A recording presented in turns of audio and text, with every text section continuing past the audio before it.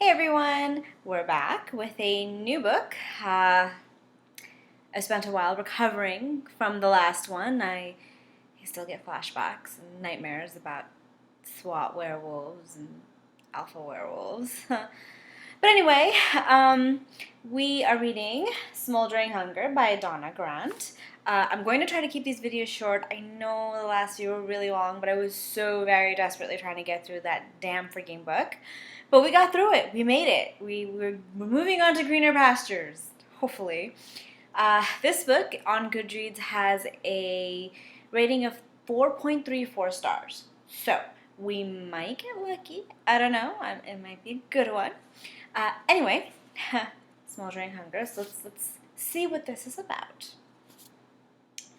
His kisses were soul-stirring, leaving her gasping and hungry for more. They pulled her from the wasteland of her life, viciously and ruthlessly. With just one kiss, she was clinging to him, silently begging him to show her that all what one brush of his lips had promised. God, what kind of life does she have? Tempting fate. Darius is back. Edinburgh thought I had seen the last of the seductive Dragon King, but that was before Darius found something worthwhile. He can't just stay away from the impossibly beautiful Dr. Sophie Martin, even though he knows that a passion this strong could prove detrimental for both of them. Intrigue. Craving desire. Sophie tried to forget her encounter with smoking hot Darius to no avail. He's in her dreams, tempting her, but her association with Darius catches the attention of another, pulling her in mortal danger, and Darius, who has vowed to protect her, is her only hope. But can she trust the notorious dragon shapeshifter? The only thing she knows for sure is that she cannot resist him. Ooh. Sounds hot. Alright. Chapter 1. Edinburgh, mid-November. His hands were large and rough as he jerked up her skirt.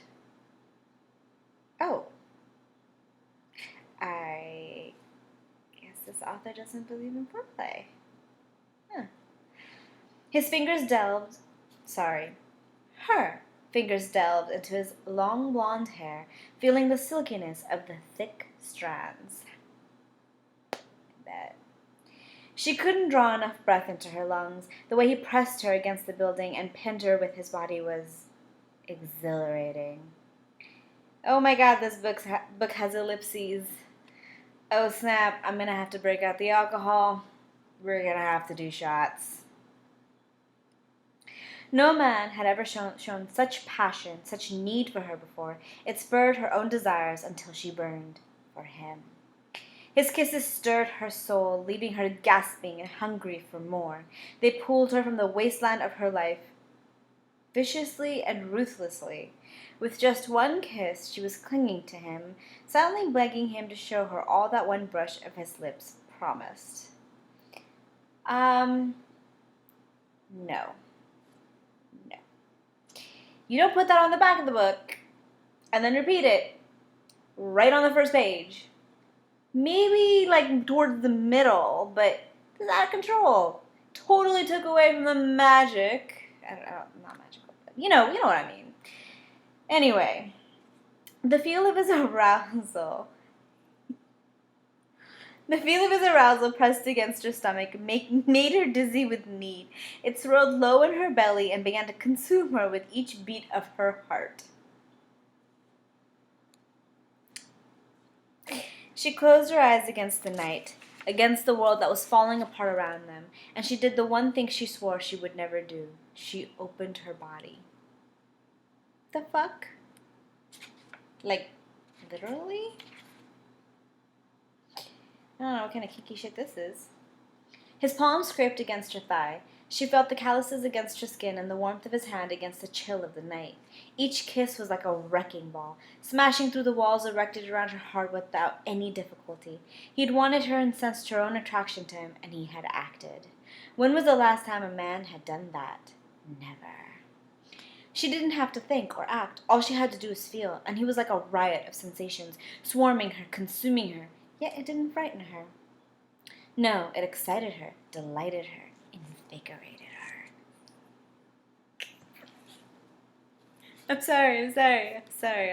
I'll keep reading. She gasped when he cupped her sex. Oh, I guess this author doesn't like using words like erection or vagina or pussy. I really hope my parents don't watch this video.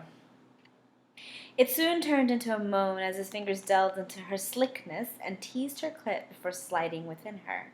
Her head fell back against the building while his mouth left a hot, wet trail down her neck to her breast.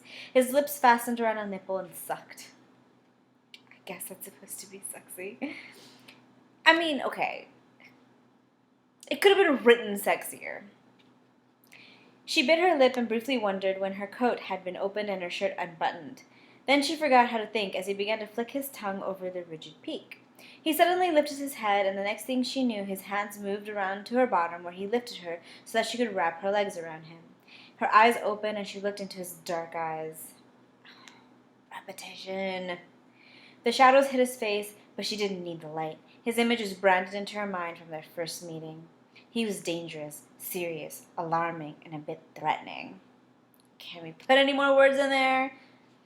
He was everything she had stayed away from. Despite her best efforts, she was pulled to him like a bee to honey.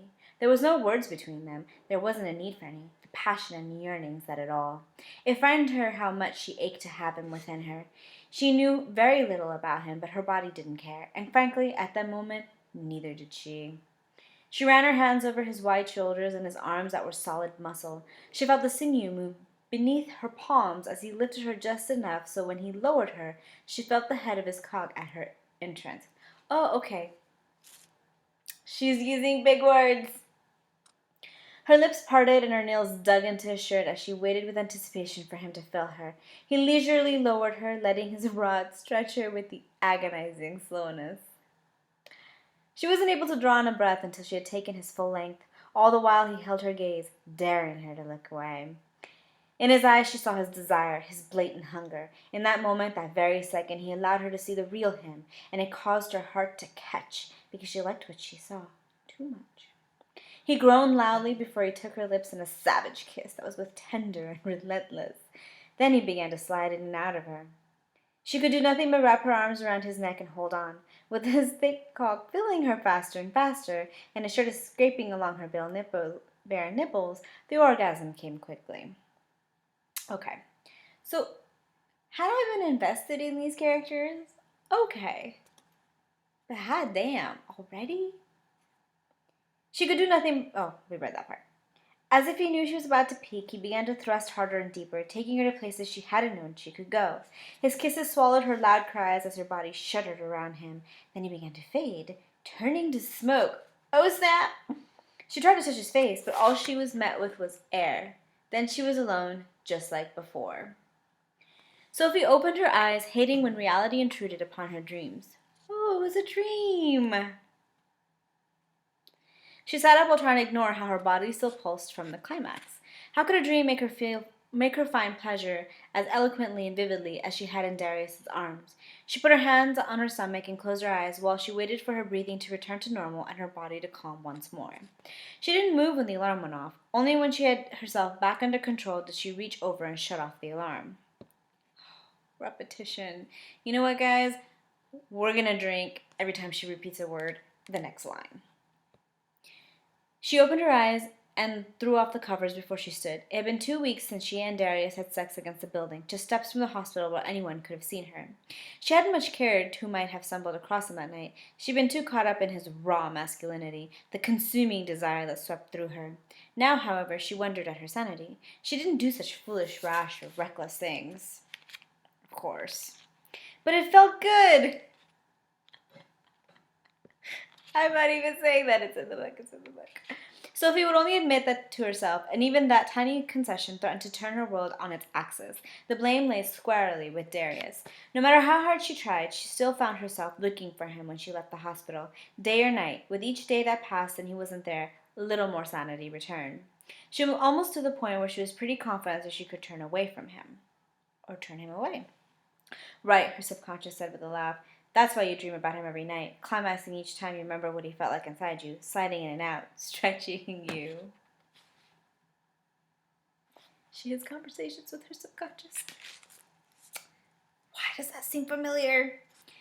She sighed, her stomach clenching at the memory. If only that wasn't the truth. Sophie stood in front of her closet staring at her clothes. But that wasn't what she saw. She saw Darius in the way he looked at her.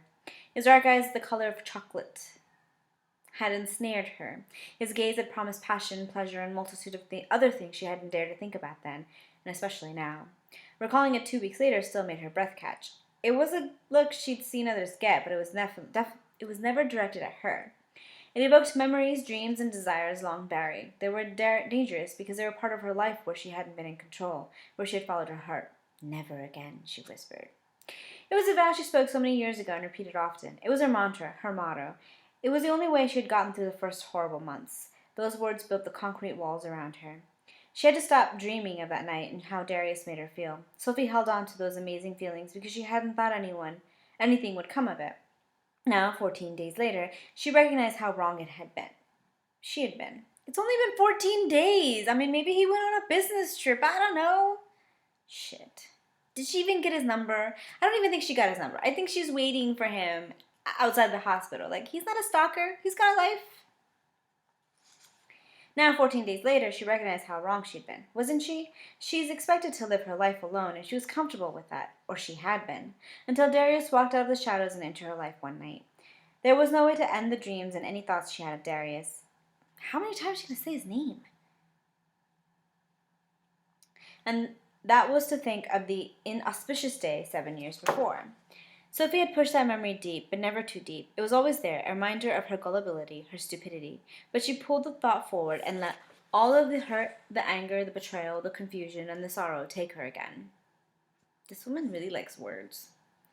Just for a few seconds, she gave herself to the memory. It was a reminder of why she vowed to live alone, why she pushed away anyone that tried to get close to her. Then she forcefully shoved the abhorrent memory back into a dark corner of her mind. Never again, she repeated. She was strong now. She was her own woman. She knew the truth of the world. It was dark, lonely, and merciless. She learned that the hard way, but she wouldn't be caught in that position again. Sophie grabbed a shirt and pants from her closet and headed to the bathroom. Her thoughts were centered on her patients waiting at the hospital. No longer did Darius occupy any part of her mind. The way it should be. Well, that was chapter 1. Nice and short. Yeah. Are you intrigued? But hey, one hell of a start. I will try to be back soon. I guess don't, go too crazy wondering about what happens with them, obviously. But anyway, have a wonderful day, and I will see you next time.